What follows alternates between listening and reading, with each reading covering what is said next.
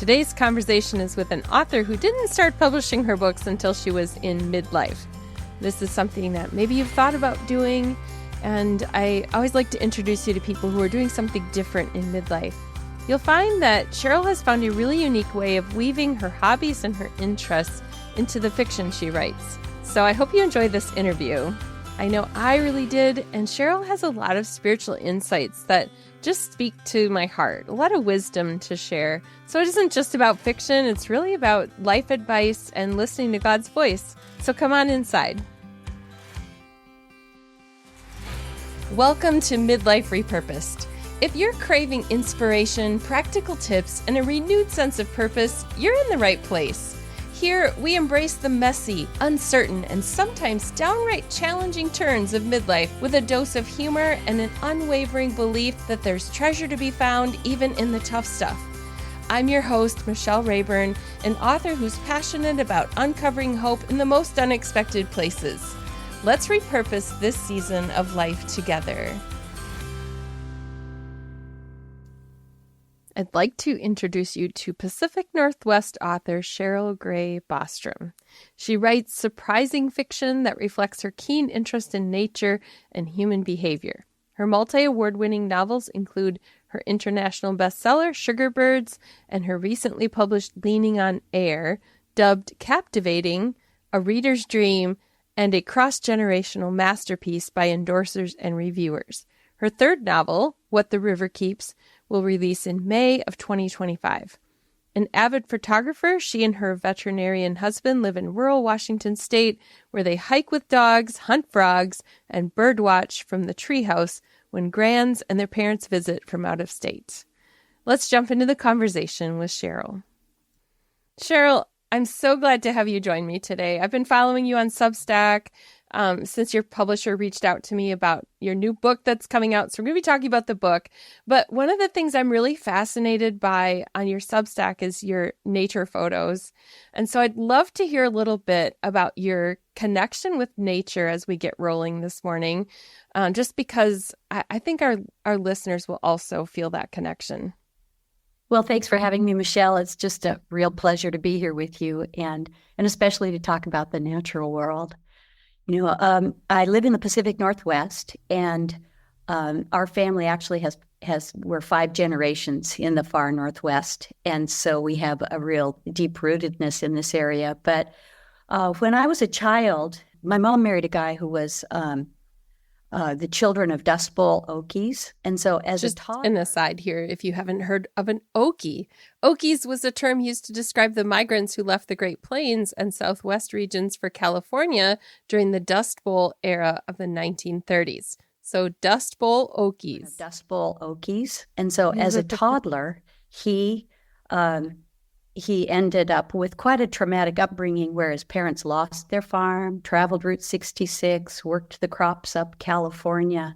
And then as he grew, his parents settled in my hometown, and he married the daughter of a prosperous businessman in Port Angeles. And I think, you know, in retrospect, as we talked through the years with my sibs and family members, that he saw his marriage to her as a way out of poverty. And he wasn't bargaining for some of the contention that would come along with that. So that's all I'll say about that. But after he married her, we traveled the coast where he was essentially duplicating his upbringing. And so I lived with a lot of residential emotional instability until my grandparents came and got me when I was 4 at a home in California where all 4 of us kids were sleeping in one bed. And wow. They brought me home with them. And for the first time in my conscious memory, I was living in this place of love and beauty and just being treasured. And my grandma at the time was a Christ follower. My grandpa didn't come to Christ until he was 73. But she had such a love for the natural world, as did he, and was always pointing out to me the birds and the land and the trees and the flowers as this created space that was an expression of the Father's love. And she showed it as much as she spoke it, probably more than she actually spoke it. But for whatever way God had for me to absorb all of that, and it was really before I even knew how to read the scripture, Mm-hmm. I experienced this magnificent world. And so when I started writing this Sugarbirds book, I had just had my first granddaughter and was motivated to really share this world with her so that as she grew and once she was grown, she would be able to experience our Creator through the natural world too. I love it because it brings me back to memories of the Pacific Northwest with my grandfather. I was a baby when my grandparents moved to the Pacific Northwest, and he taught at a Christian school, a little Dutch town. And I just really resonate with that nature connection because people can garden in all seasons in the Pacific Northwest like we can't in northern Wisconsin. And so he would take me outside and show me his garden and his roses and the trees, and we went up to Mount Baker, and I Oh, just yeah. have all these memories that brought back of the beautiful nature in the Pacific Northwest. One of the things that you've said is creation speaks daily, and I'd love to hear your thoughts on what that means. Well, I believe that when I wake up in the morning, the world outside is very dynamic. It's not a static state. When people think that a book is set in the Pacific Northwest, for instance, they will imagine still shots of landscape photography. But just the way a south wind comes off the Salish Sea and the way it will move and shape the trees, will talk to me about the spirit shaping me, or Mm-hmm. the migration patterns of birds and their response to weather or to habitat conditions speak to me of how the landscape in which I immerse myself will shape not only my health but my patterns of movement, my relationships. I could talk about this forever, but it's just a very dynamic Mm-hmm. engagement with the natural world. And as a photographer, when I'm taking pictures of the landscape, I'll hear truth as I am taking the picture and I'm trying to compose it. But then when I look at them afterwards, it's and I pray about how God wants me to use those pictures. Um, he'll bring scriptures to mind that really Mm. tie to that visual, and then it sinks deeper into me. And so in that regard, the creation is dovetailing with the holy word of God and really speaking to me. And I I have these pictures so that even if I'm in a city, which I just don't do well in cities, but even if I'm in a city and am reading the word, I have these visuals in my head, and I think that explains what I mean by Mm-hmm. that. Yeah, my husband and I do an annual getaway, and it's coming up in 2 weeks, and we go up to the North Shore of Lake Superior. We don't have oceans in Wisconsin, but we have Great Lakes. So we love to go up there. And there is something about sitting by the water and really, like, I love to look through the photos I take later because it brings me back to that place where I could just sit and listen to the waves and hear God speaking. I'm unplugging from the noise of everyday life. So are you a professional photographer? Is that a career that you had before? Or is that a hobby? It's a hobby, and have I have some pictures that yeah, that would be something for a whole nother season to enter to enter that commercially. It's just, for me, it's just way more fun to be able to be able to share them and to be able to use them as they dovetail with my work. Mm-hmm. I do write a quarterly column for God and Nature magazine, which is associated with the American Scientific Affiliation, and they're photo essays, and so that's a lot of fun for me. But again, it's all dovetailed with the faith walk. Mm-hmm. Well, you do that on your Substack. And when you said photo essays, that's new to me. I'm not familiar with that, but I can see what you're saying because, well, your photography looks professional. That's why I asked. Oh, thank you. But you have the story woven in with a series of photographs, and it really does speak. Like, I don't need a ton of words to, like, the story is in the photograph that you share. Exactly. And you think about how if we remain silent, even the stones will cry. Yeah. Even the stones will cry out. And there are sometimes when I'm looking at those pictures and I think words just won't do it justice, won't do this magnificence, this layered creativity of our amazing God. And so I rather would keep the words to a minimum, which is kind of ironic as a novelist. But it has me doing the same thing in my writing where I try to keep it tight. I mean, I love to put enough detail in there so that people can actually view the writing as if it were a video or photograph. But I don't want to clutter up the experience with superfluous words. Right. All that flowery stuff. Yeah. Yeah. You had one recently that tied in with the book that you have coming out next year. And you were talking about fog, and it just was like you tied it in really artfully to some of the struggles that you were having with the editing process on that book. And so I love that creative piece. I'm a creative person. I do graphic design. I'm a writer. I like to take hobby photographs just for me.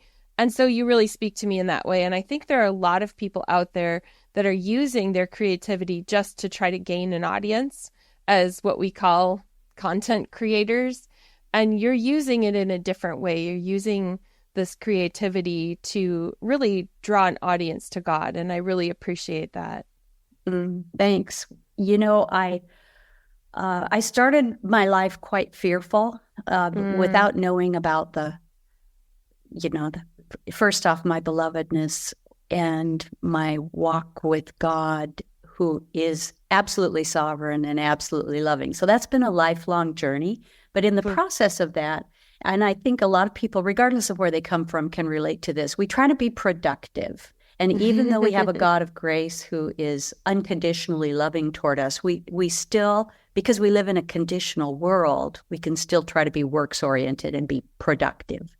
And, when I was thinking about your podcast and thinking about what could I share that has been so meaningful to me about that, and it was that it's my prayer and my goal, and the photography and the writing has really helped me with this, to become more fruitful than I am productive. And there was, I read a book recently called Aging Faithfully, which had that concept in there as well, so it dovetailed with it. But if I'm focused on God through the natural world, through my photography, through my writing, and if He is the one I want to please, then I'm giving an open passage to the Holy Spirit, and the fruits of the Spirit will grow in me. And then productivity is secondary. It comes because of the fruits, and it's not the productivity that has me trying to become fruitful. Do you get what I'm saying? Oh, I love that. That really speaks to me because I'm an achiever. Is kind of like, that's one of my top, when you do all the personality tests, achiever is the thing.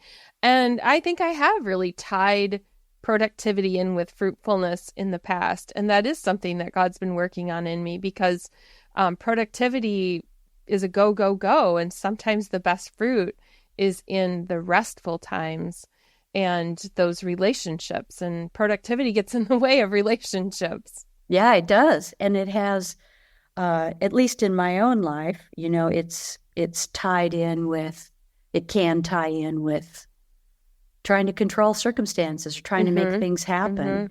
And one thing that I've realized as my role as a mother has changed, because my kids are grown and they have kids elsewhere now. And so then you start to say, okay, so what is my purpose here? And how does this productivity have meaning? And yet, if you delight yourself in the Father, delight yourself in the Lord, and then He's going to give you the desires of your heart, but He makes those desires of your heart His desires. And I just think it's about, keeping the relationship. And if you're operating on productivity and performance, it's going to be more about you than about relationship with God, about relationship with your kids. And and so, you at some point, as we decrease and He increases, the productivity, all the performance stuff isn't going to matter. Not that it should matter that much now, but I think for me, fear lots of times masqueraded as love. Does that make sense? Yeah. I would feel a sense of urgency that I had to take the bull by the horns and I had to do this or do that, instead of just resting into this place of being treasured and letting the Holy Spirit's fruits come out of me. Mm-hmm.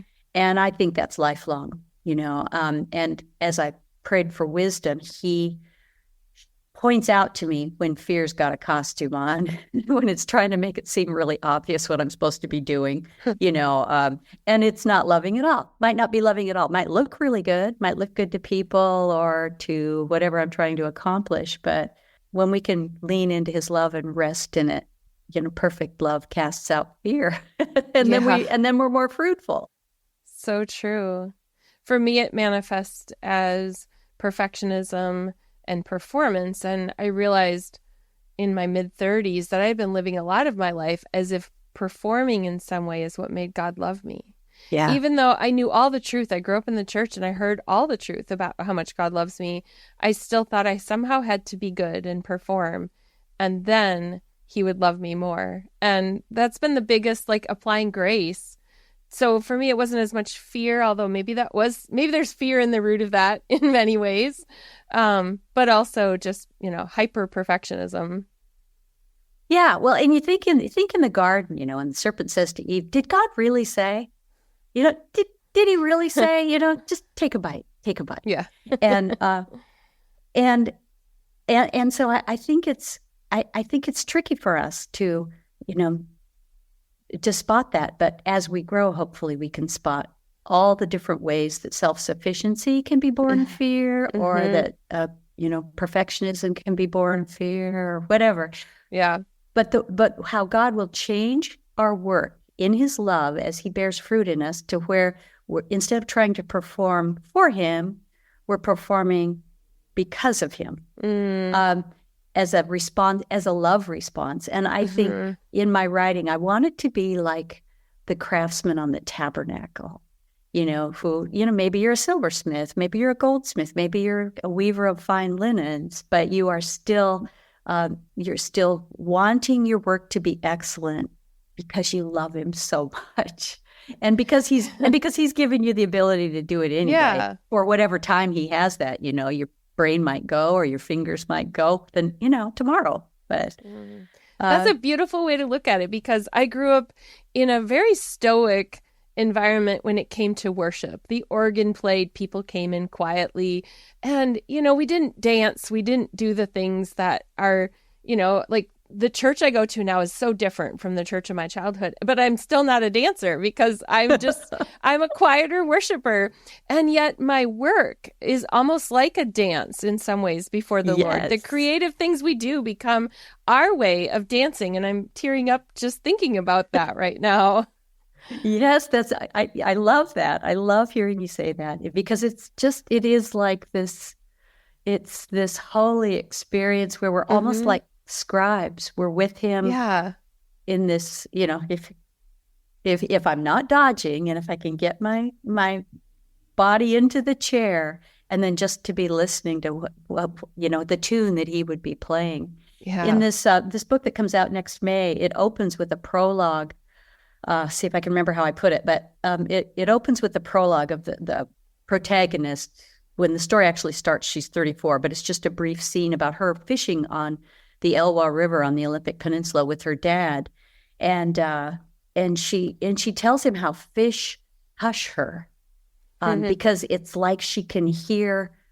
It's like they're all little banjos, and someone is strumming happiness on them, And her dad says, I hear him through wood. It could be that you're going to hear, hear your banjo strummer through fish, and that's and so then you think about our vocation or what God calls us to be doing. You just he's so infinitely creative in the ways that he will connect with us. And when you talk about the traditional worship and the traditional traditional ways we get to know him, we don't want to disconnect from from that instruction, and yet it's just a piece, right? Not that you add to the scripture, you don't, or detract from it, but it's the foundation for seeing him in every beautiful thing that he's created. I feel like during the time Cheryl and I were talking, I could have just sat in that moment for 10 minutes. I could have just reflected on what she had said, but it was a podcast interview, so we kept on moving. And then I got right back to the business of the interview. But if you need a moment to pause, right now you do that. You pause and listen to what Cheryl was just saying. What is your creative dance? What is the thing that God is doing in your life? What is the unique way that he has equipped you in this world to make a difference? I want you to think about that. And then we're going to just keep on moving with my questions for Cheryl about her career and the journey that God has had her on. So you were taking photographs, you were blogging and starting, you were writing, but then how did you get to this place of writing novels? Because we know it, I know it didn't happen overnight, but there may be some people out there who think just overnight you became a multi-award winning fiction writer. So how did you in midlife start this new journey of becoming a fiction author? Well, it kind of ties into that whole fear thing, and it was kind of later midlife too. But I've written my whole life. I've got poems that I wrote when I was 6, but I wrote poetry. I wrote short form pieces, wrote columns, had written 20 some years ago a couple of nonfiction books, but it's like I never considered myself eligible to write fiction. Plus, I think I wanted to do it so badly and then was so afraid. So there's that whole fear thing, that fear of failure. What if I try this and I just bomb, And so again, I'm too tuned into people, too tuned into performance. And yet I reached a place of just releasing that because the call was so strong and the stories. I mean, I'm in the shower, I'm on the lawnmower, I'm doing this and that. And, and I tend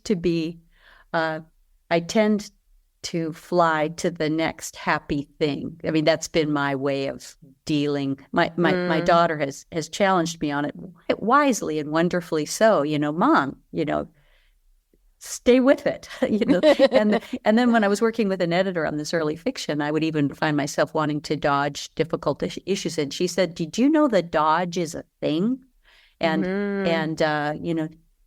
move into the pain of life, and then you can emerge on the other side of it with this resilient, beautiful, hopeful, life-giving joy. And let's so see, wise. But I'm wondering if I'm answering your question.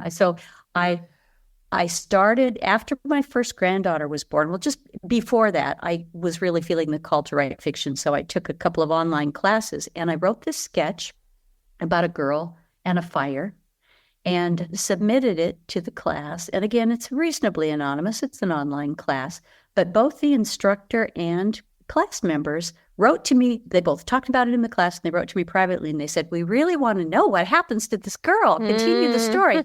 And so it's like then I just got this little sense of maybe I can do this. Maybe I can. And so it just kind of followed along from there. And then I wrote the full manuscript and submitted it to a regional writing contest, and it won it. And I go, "What? It won it?" And I hadn't even checked because a friend had said, "Submit this. You need to turn it in." It was a guy that I'd been in a cohort with at Mount Hermon, and so I turned it in.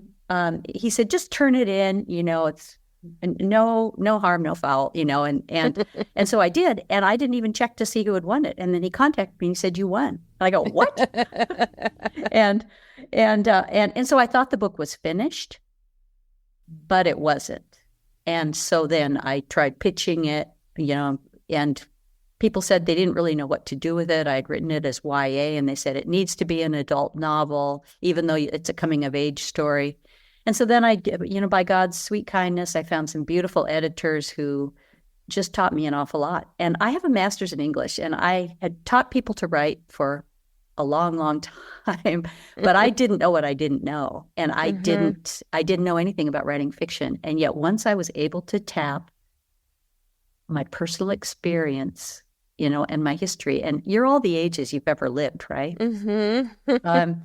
Then I was just able to find an outlet that has continued to grow and heal me and bring me closer to God too. So It sounds like your story shaped your writing. Is that true?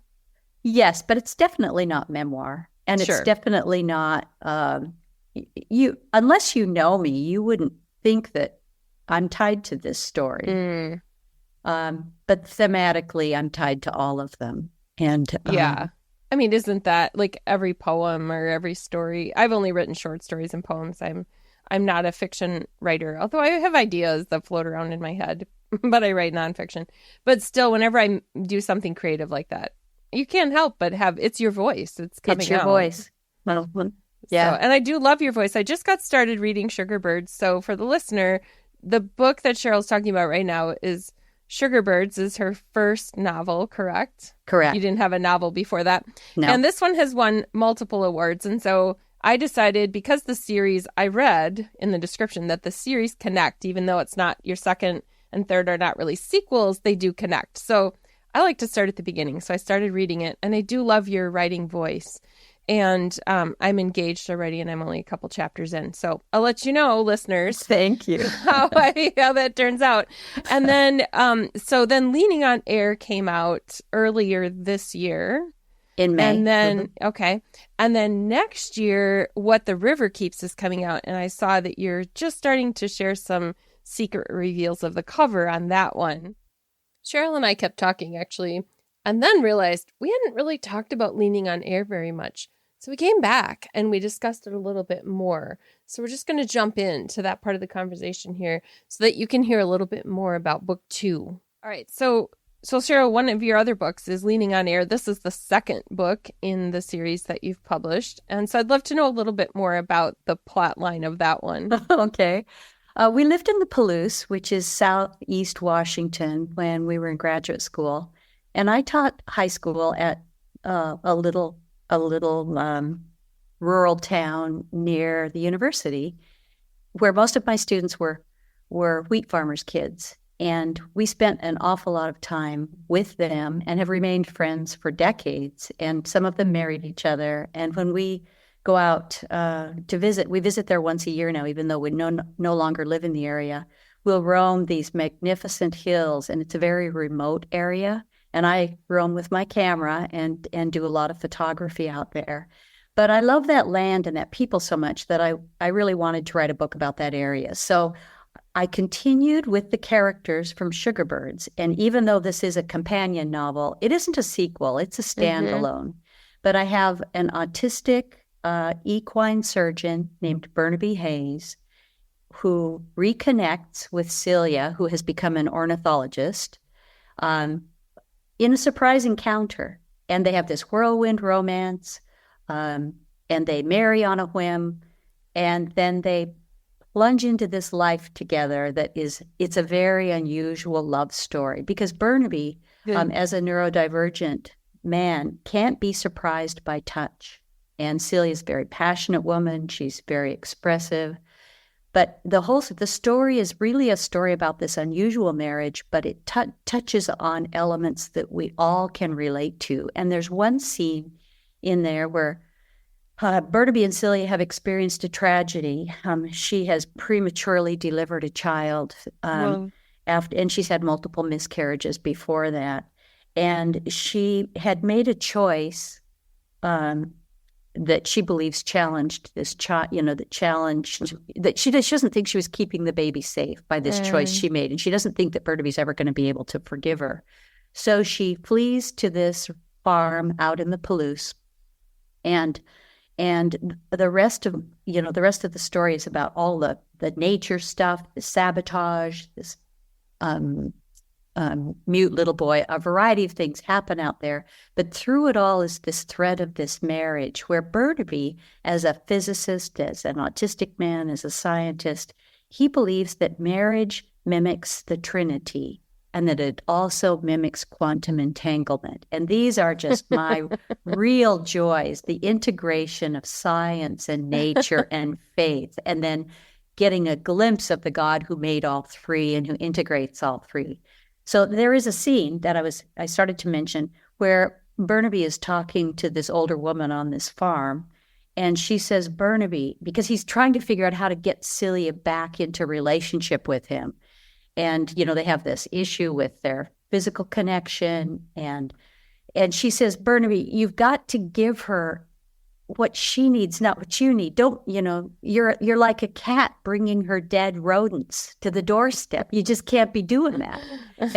And so it's like they learn to feed each other as if neither had elbows. She learns to hear his voice, and she learns to give him what he needs, and he learns to give her what she needs. But it's really an unusual love story, and I hope that people are able to hear and benefit from in their own stories as they read this very immersive love story. That's such thoughtful fiction. And then I love that this is not fluffy. When you've got science in fiction, it's not going to be fluffy fiction. And I love that. So the way you're crafting words, the way that you're putting it together is not fluffy either. It's thoughtful, and it's leading us to engage with those characters. I asked Cheryl after that to share a little bit more about What the River Keeps, because that's the one that's coming out in 2025. So this is your sneak peek, and you can put it on your wish list. It's a story about deception and lies in the life of this fisheries biologist that has really shaped her worldview and really affected her worldview. So when she returns to the Olympic Peninsula to work on a river restoration as these 2-century-old dams come down, her life story parallels the coming down of these dams and the dredging of the sediment. And it's a mystery. There's a lot of suspense in it. It's a psychological study. But again, it's planted in this breathtaking world of Olympic National Park and up there in the northwest corner of Washington, which is where I was raised. It's about 7 miles from where I grew up. And my grandfather both my grandparents would take me out to this river valley. So as you're working on fiction, and you have all these other things going on in life, some people think that in midlife, we just, like, the wheels stop spinning and we just have all this time on our hands. And so now you're just sitting around writing fiction every day because, life came to a screeching halt when your kids left home. And we're laughing because we both know this is not true. In fact, I think my life is a little crazier now that I have 4 grandchildren and more on the way. And so tell me how you manage then your daily structure. Like, do you go away to do writing, or do you write in the morning, or when do you find these pockets to work on your books? Well, we live in the country, so we have a lot to keep up outside too, and we have animals, and my kids and grands live in another state, so that does help. I'm not interacting with them daily, although we do have several visits a year, both going to them and them coming here, where full weeks are devoted exclusively to them. But I'm an early riser, and so I get up, and I'm still trying to keep all technology away from myself before I do my writing. But that doesn't always work very well for me. I tend to respond to the urgent, and I'll sometimes get that out of the way first. But then whenever I start a new project, I lay out my word count. And I know that I'm going to be writing an 85,000 to 90,000 word book, maybe a little longer than that. And if I have a contract deadline, which I have had for these books, I know when I need to turn it in. So I will just divvy that up and lay out the days I like to write or that I want to write. And I try to write I do write 6 days a week, and I write on the 7th too, just because I'm in that rhythm, but I don't have any goals for that. And I want to have that be a time of Sabbath rest. And so I don't, for me, then it's an expression of love and gratitude when I'm writing on Sundays. But I do spend 1 day a week working on, both my column for God and Nature magazine and my blog. And generally I don't work on my fiction then. But with the word count that I've laid out, I have it all laid out on an old school calendar, knowing what word count I want to reach that day. And I just start very early in the morning and write until I reach that word count. Sometimes I get it done in a couple of hours. Sometimes it takes me all day. I'll always start with a revision, with a review of what I've written the previous day, because I really do write in loops, and the voice and the the beauty of the language is really important to me. I don't want to end up with 100,000 words that's a jumbled mess, because then that's a little daunting. And so I'll reread it and I'll do a light edit, and then I'll go into the next day's work. And then when the whole thing's through, of course, I'll give it multiple passes too. I wanted to know a little bit about Cheryl's writing process, because if you're unfamiliar with how it goes, there's so many different ways that people write their fiction. Some plan everything out really carefully and they know exactly what plot twists are going to happen. And some of them are what they call pantsers, right? Writing by the seat of their pants and just seeing where it goes. So listen to what Cheryl's response was for her method. Have others in the works beyond that one? Do you have more ideas floating around? I do. And I'm just, I pitched it to my agent and she liked it. And so I'm just really starting to shape it. I'm a hybrid pantser and plotter. I'll sketch out the arc and I'll have the rails, but then I allow the creativity of whatever God has in mind to come as the story unfolds as I head toward that goal. I find it fascinating when I listen to fiction writers talk about their stories. This is part of their life. They're immersed in this. So I love how, as we continue talking, and Cheryl talked about this book that she's imagining right now and starting to work on, it sounds like she's talking about friends, and that's really how it is. So listen to what's coming and what she's working on. I love to write these stories in the Northwest. We did a lot of boating with my grandparents in the San Juan Islands and up the Inside Passage to Alaska, which is where his family was pioneered back in the 1800s.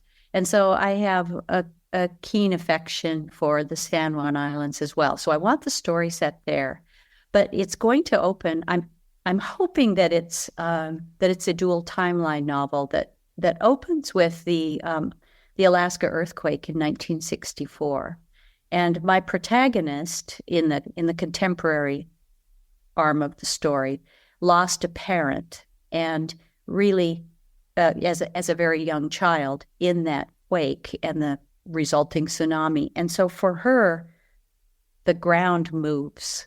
She cannot trust the ground she stands on. And she becomes a seismologist and becomes involved in planting a lot of these seismic stations in areas. And then if you travel the coast, you see a lot of these tsunami signs and get to high ground and go here, go there. Well, at the time that she was a child, there wasn't any of that. And so she becomes a seismologist, but she also has to deal with this issue of control in her life as she marries. And so it's a 3-generation story. And it ends up with her in the San Juans after she experiences some great heartbreak too. And in all of my stories, once I realized that I was doing the dodge, I said, I'm not doing the dodge. I have too many ways to show that God can overcome anything, and that he is a healer, and that healing is built into the natural world. It's built into our bodies and our minds and our hearts. And so all of these stories go into the darkness and come out of the darkness, and they will for her as well. And I also believe in happy endings, because believe for those of us who love Christ, we have happy endings. And if we are still in the pit, we're only at the 75% mark in the book. That's so good. So it's I like Hallmark movies, just true confession, because I know there's going to be a happy ending. So I love when deep fiction also has a little element of it without going to the Hallmark direction, because not everybody's looking for that fluffy thing. So I love that you have that hope, because really the thread of hope has to come through. Otherwise, we're just left in the darkness at the end of the book, and that's sad. We are. And then what's redemptive about our work? What purpose does our work have then if it just dumps people off in a valley and says, have fun with that? There's no solution. Right. No. Yeah. And the real life solutions are not, and they lived happily ever after either. The real life solutions are complicated, and that's where we learn from fiction about everyday life. Well, we do. And I think about people in the Word whose hopes were not fulfilled this side of eternity, and yet how, and this is a theme in What the River Keeps, how these people have waited for their dams to come down for generations, the actual dam's 100 years. The generational stronghold that's in my protagonist's life has gone on for at least 3 generations, and they don't know how long. But so often our faith is compromised because we don't have a grip on what God's time is. We're locked in chronological time, and we think that if we pray and our prayers aren't answered within a certain time frame, we aren't going to be able to. We aren't being heard. We think we aren't being heard, or that we've been abandoned. And even though he tells us so many times he will not leave us, even if our mother and our father forsake us, he's not going to leave us. For me, that's been an ongoing thing. But once I realized that time had a lot to do with it, and that my time is not the same as his time, and it's just built patience into me. And that I can, and it's built faith into me too, because I can know that even though it hasn't happened, I can add the yet to it. It hasn't happened yet.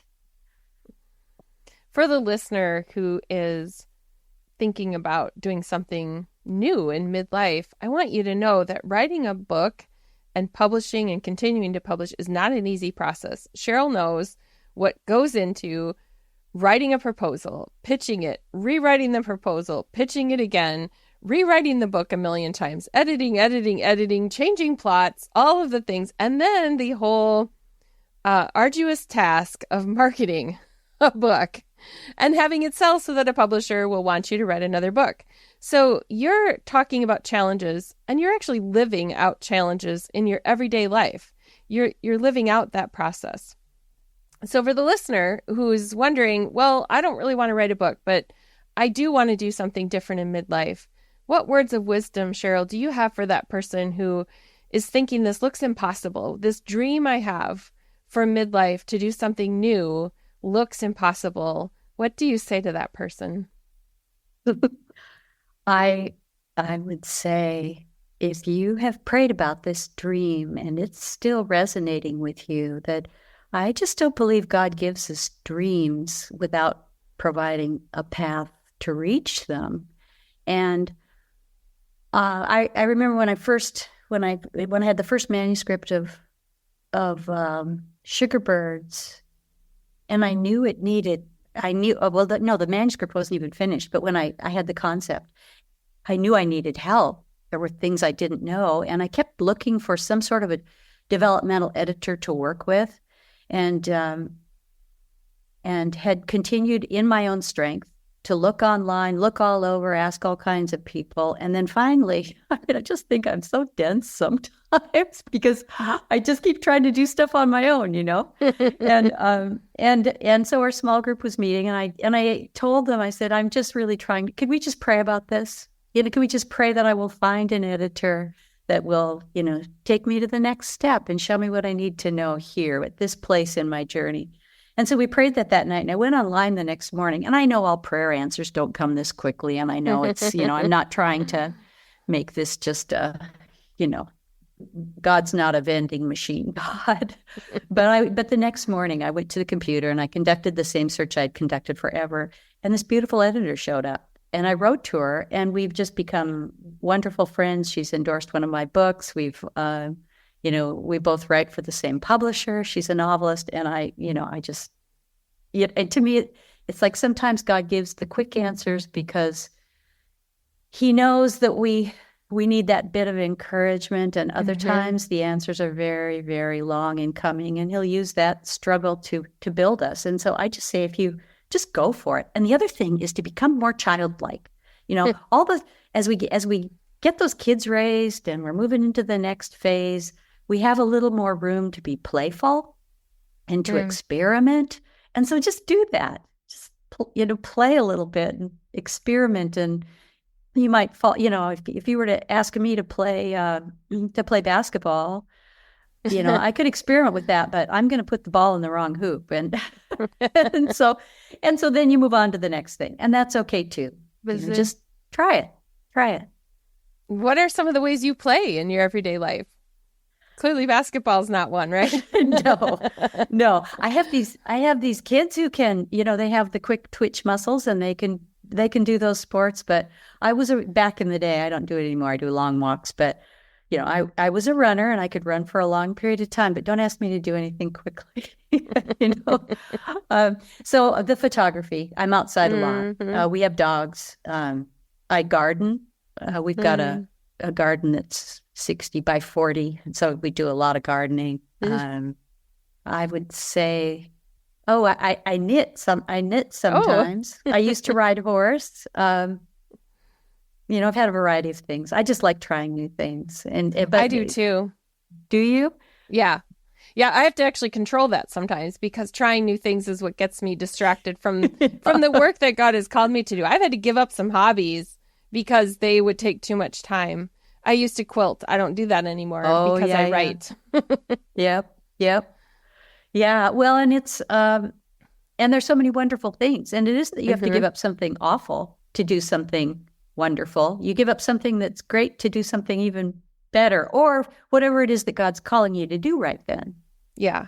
And we can do a lot of things in this life. I always marvel when one person starts something at age 18 and that is what they do their entire lives. Yeah. And God bless them. That's their calling, but I've jumped around more.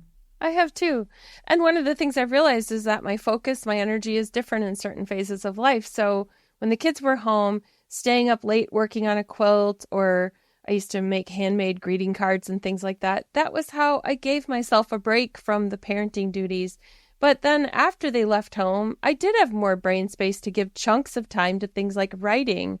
And I realized I didn't need little things that I was doing before, that the writing itself became the creative break, like the joyful thing I did during my day.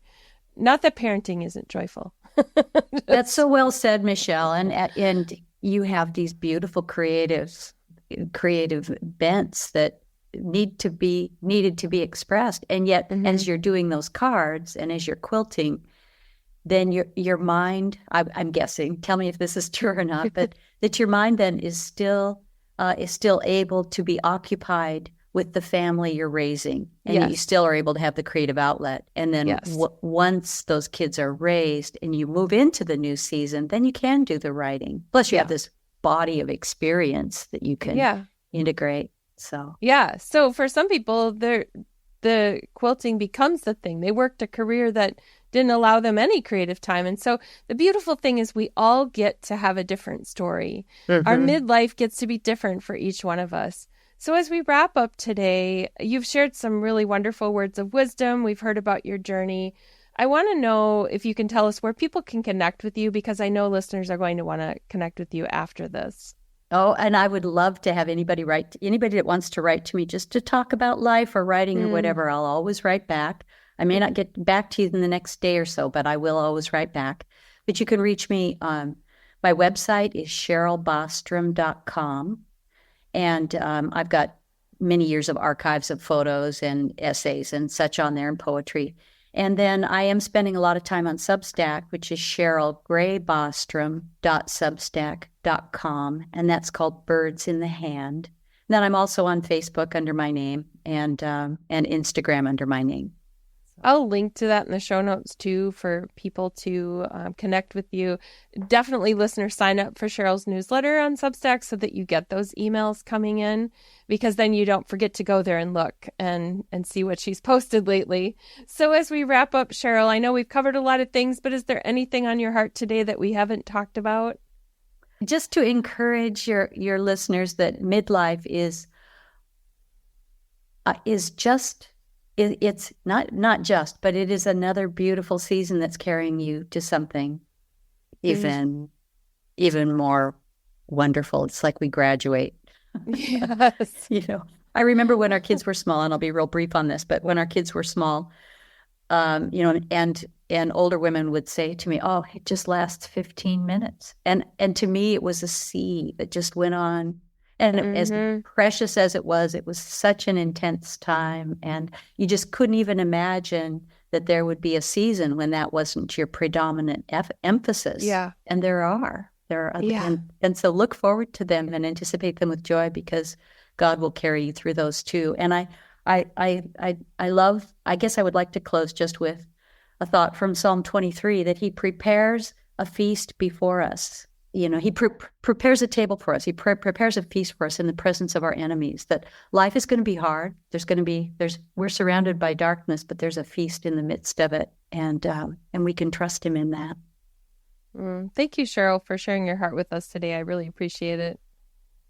Thanks for having me. Really fun to talk to you. And if you're out here, come by. I'd love to. I will link in the show notes to Cheryl's books, to Cheryl's Substack, to my own Substack. All of that will be in the show notes for you to grab those links. I also put out other reflections in addition to just the interviews that I do on podcasts. So I hope that you subscribe at Substack so you can get all of those. Thanks for being here today. I'll see you next time. Thanks for tuning in to Midlife Repurposed. Looking for more inspiration and connection? Dive into Midlife Repurposed on Substack, where you'll find resources, weekly reflections, and a community of like-minded women. Visit midliferepurposed.com to join the conversation and keep the journey going.